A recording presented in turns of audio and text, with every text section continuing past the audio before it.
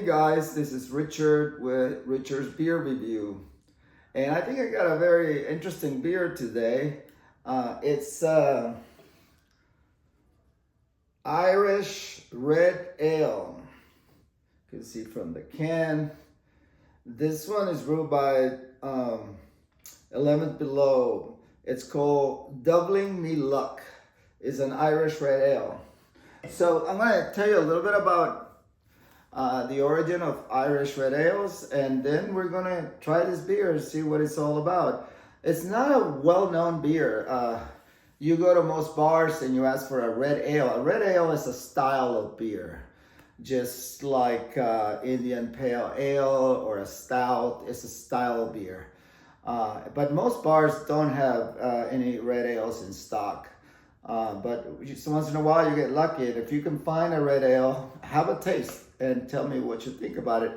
But Irish red ales come from Ireland. Ireland has been, I took some notes because I got a lot of interesting stuff on this beer and I don't want to miss anything. But it comes from Ireland, and Ireland has history of brewing beer as far as 5,000 years ago. But hops grow very easily in Ireland because of fertile ground, and barley wasn't introduced to the 18th century in Ireland. So ancient origins of beer in Ireland were more closer to a gruit, and a gruit uses herbs and spices to combat the bitterness of original brewing beer. So the Irish, the tradition of them, they use herbs and spices because they don't like a bitter beer, like a lot of the beers from the Big Island, England, are.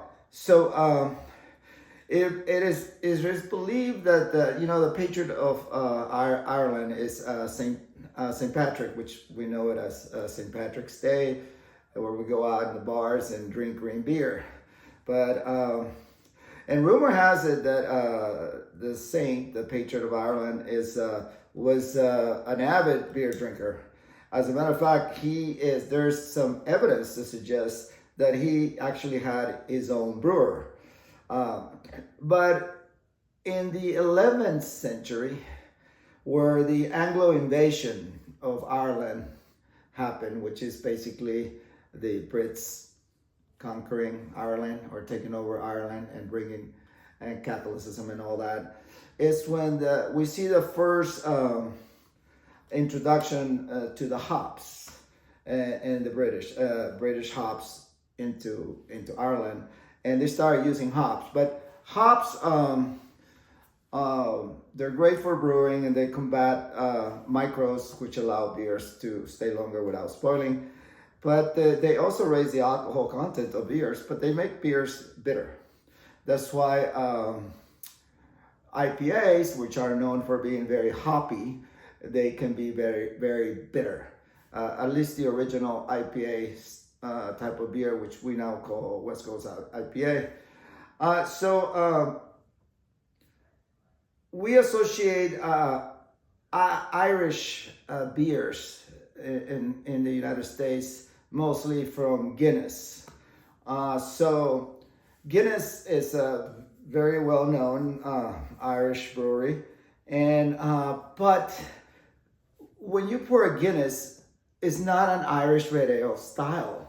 It's a dark porter, like a stout. So it's a porter style. And a porter is a very English style of beer.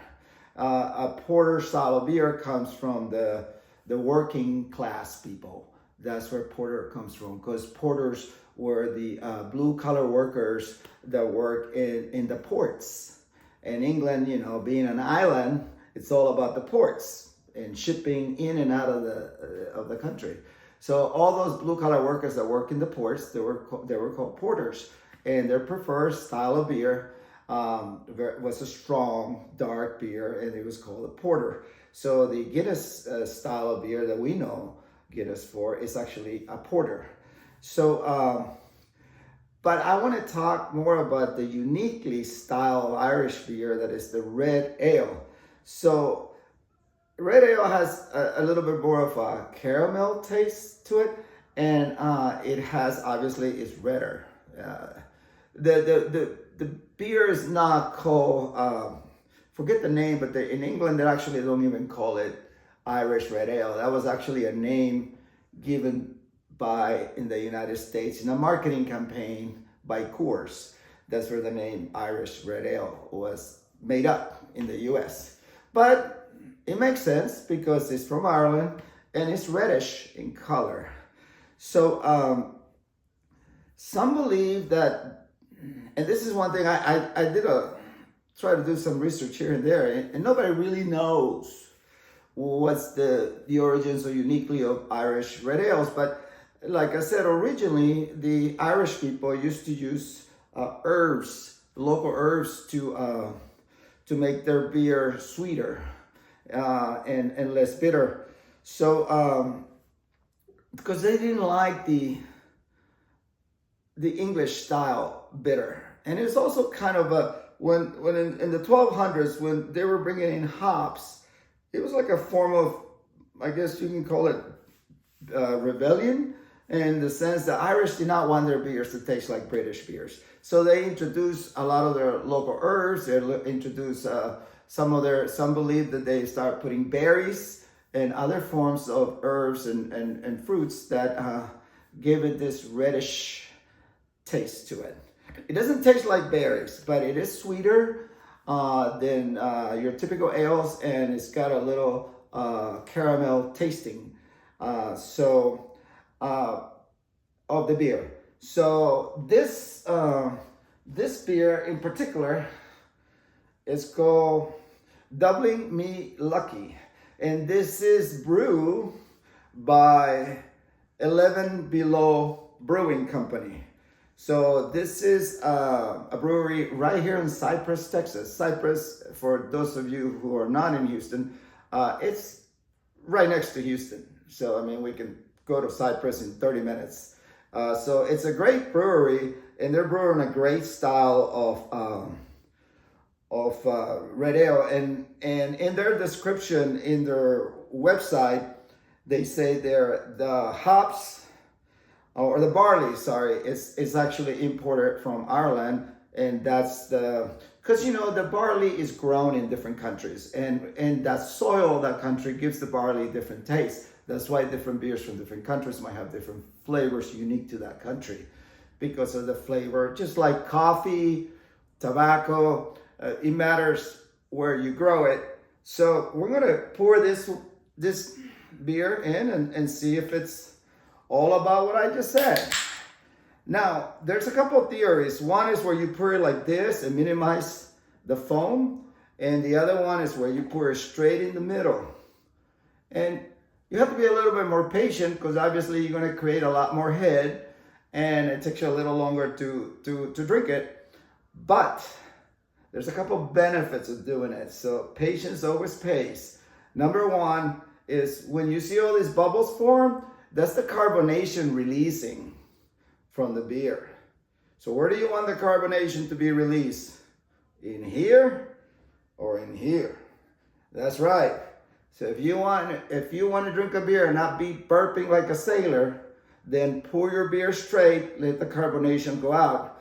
But actually, the guys who know beer, they do this not because they don't want to burp or they don't want a bloated stomach, but because the carbonation, as it releases from the beer, releases the flavors and the aroma. So you'll smell it so much better. This is good. Smells very good, and the flavor also will be, you'll feel the flavor more developed. So, cheers.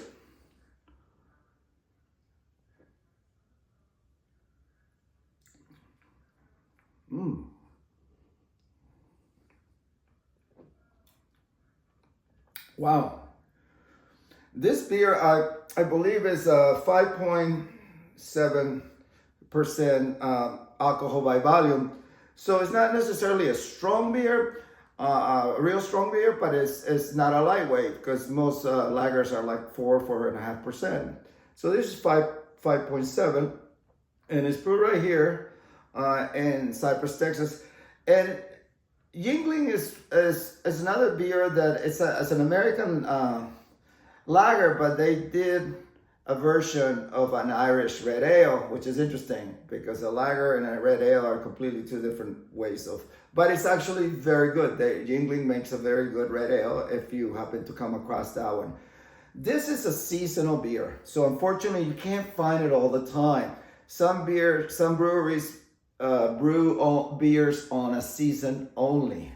I don't know, it's because the volume of sales is not strong enough, or it's because they just have to dedicate so much effort to brewing this beer that it wouldn't be financially good for them to just brew this beer. They have to stay to their volume sellers.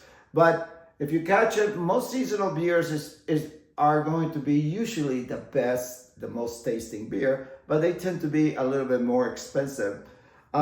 This wasn't outrageously expensive, but like a regular beer will cost somewhere between $2.50 and $3. This is about $5.50 a can, but definitely worth it. So again, this is the Irish red ale. So true beers from Ireland are reddish caramel. There's no green beer in Ireland, only in the US. And I try it, give it a try. If you like ales, you like it flavorful. It's actually an ale that a lot of lager drinkers enjoy because it's not bitter, it's not that strong, it's a little sweet, it's delicious. It's delicious with food too, and it's not too filling. And pour it in the glass to the middle and release the carbonation, and then you won't feel bloated after the beer. But I hope you enjoyed this little bit of history of Irish red ales, and you enjoy the my beer reviews. And give me a thumbs up, and give me some input in any beers that you might like me to review in the future, or tell you a little bit about the history of how they came to be. Because the beauty about beers is none of them were born or developed in a lab. They all happen through decades and centuries of evolution that are very tied with the history of that country. That's why it's so fascinating, all those different styles. So next time you go to a bar and ask for an Irish red ale, you're going to be drinking some amazing Irish tradition that goes back from, who knows, some people say as far as 5,000 years old. So cheers. See you on the next one.